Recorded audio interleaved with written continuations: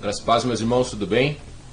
O intuito desse vídeo aqui é para que nós possamos passar para os irmãos um relatório daquilo que tem sido feito durante esses meses que nós não temos tido os nossos cultos presenciais na igreja, em que nós não estamos na igreja, né? O nosso último culto presencial foi no dia 15 de março, então hoje está fazendo 3 meses e 10 dias que nós não temos os nossos cultos presenciais. Então o intuito desse vídeo aqui é passar para os irmãos um relatório com relação a tudo que tem sido feito, né? A igreja não ficou parada, né? Para os irmãos terem a noção de que a igreja não ficou parada, nós continuamos trabalhando, nós continuamos zelando pela igreja, né? Então o intuito desse vídeo aqui é só passar um relatório para os irmãos com relação a tudo que tem sido feito e também nós planejarmos o nosso retorno aos nossos cultos presenciais, tá? Só para deixar os irmãos cientes, né? Nós, nesse tempo que nós ficamos afastados, como eu disse, nós não ficamos parados, estivemos trabalhando na igreja, né? Primeiro, eu gostaria de agradecer aos irmãos também que ajudaram muito. Nós recebemos os dízimos, as ofertas, nós conseguimos cumprir todas as nossas obrigações com relação aos pagamentos da igreja, né? Então eu agradeço aos irmãos pela fidelidade e por tudo o que os irmãos fizeram e colaboraram para que o trabalho não parasse. Graças a Deus, Deus tem nos abençoado e não nos faltou nada, não ficamos devendo nada para ninguém, cumprimos todas as nossas obrigações e isso já é motivo de agradecer muito ao Senhor com relação ao que a nossa igreja tem passado e aquilo que nós temos feito também. Só para os irmãos ficarem cientes, né, eu fiz uma lista aqui daquilo que nós fizemos esses 3 meses e 10 dias que nós não temos nos reunido juntos presencialmente na igreja, né, só para os irmãos ficarem cientes.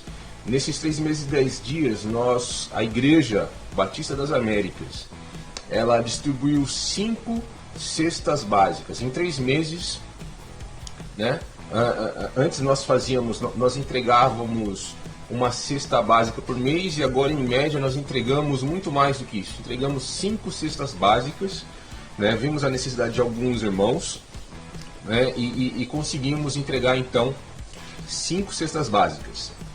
Também, todos os domingos,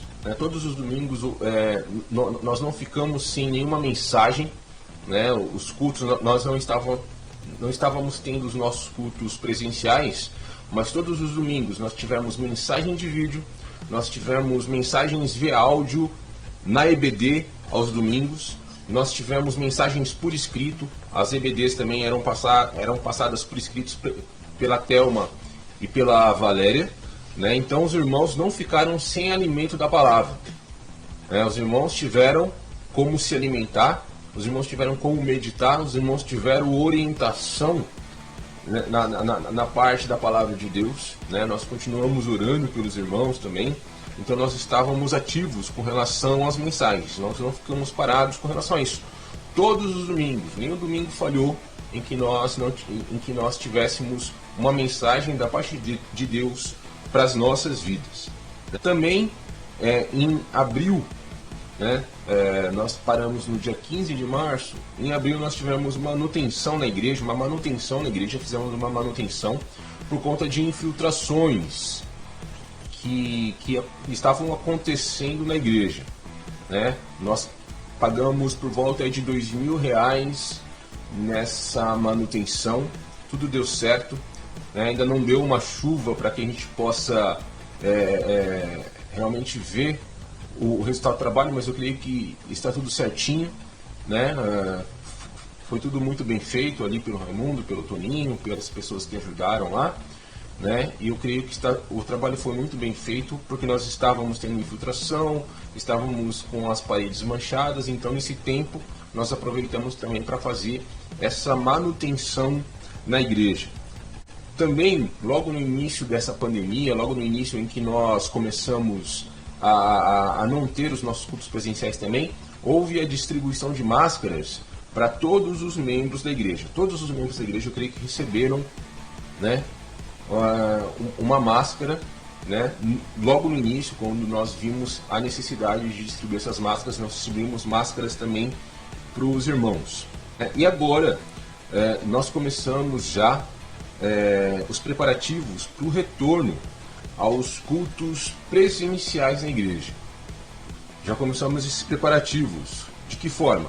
Nós já adquirimos, para quando nós começarmos os nossos cultos presenciais, e para que nós possamos cumprir os protocolos que o Ministério da Saúde ele dita, então nós já tomamos providências para o nosso retorno aos cultos presenciais. Nós já adquirimos aqueles termômetros de testa para aferir a temperatura dos irmãos.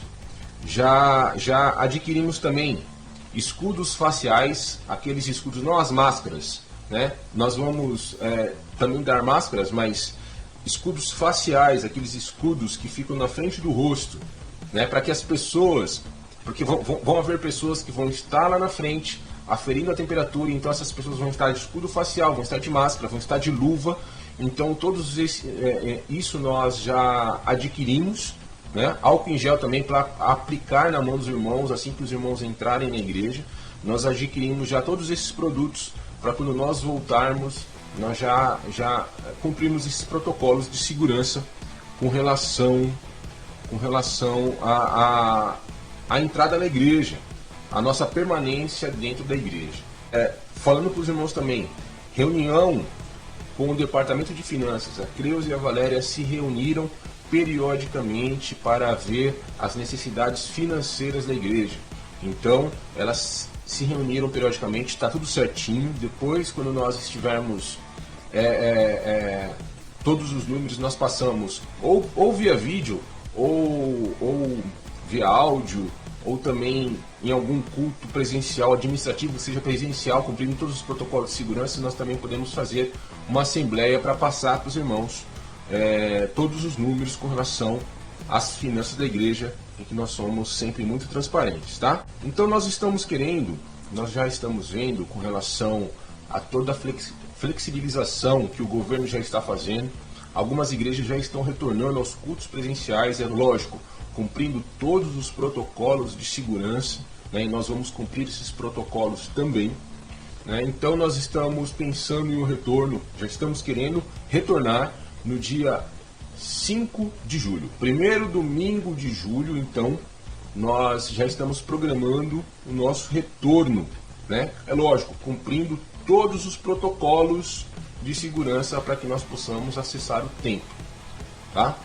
Que protocolos são esses? Primeiro, antes de você entrar, você vai ter a sua temperatura aferida, né? Se caso a sua temperatura estiver elevada ou tiver com mais de 37 graus de temperatura, você não vai poder acessar o templo, tá? Vai ter a aferição de temperatura lá na porta.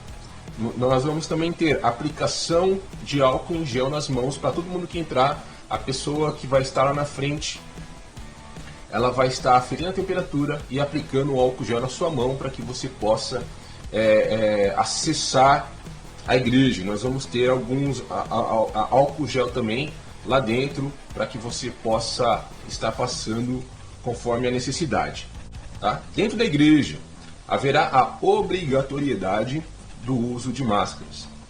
Todo mundo que estiver, criança, jovem, adulto, idoso, todo mundo que estiver dentro da igreja, é obrigatório o uso de máscara, o uso correto de máscaras. Não adianta você deixar o nariz de fora, não adianta você usar a máscara no queixo.